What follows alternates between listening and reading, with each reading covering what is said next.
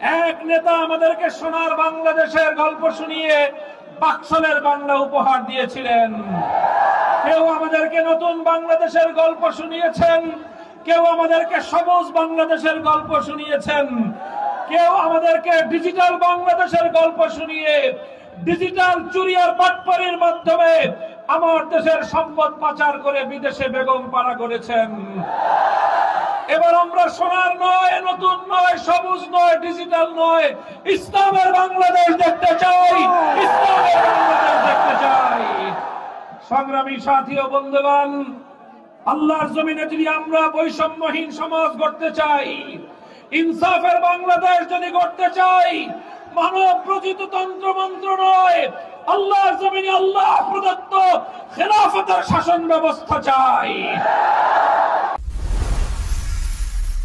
কেডিএফ TV মানুষের কথা বলে।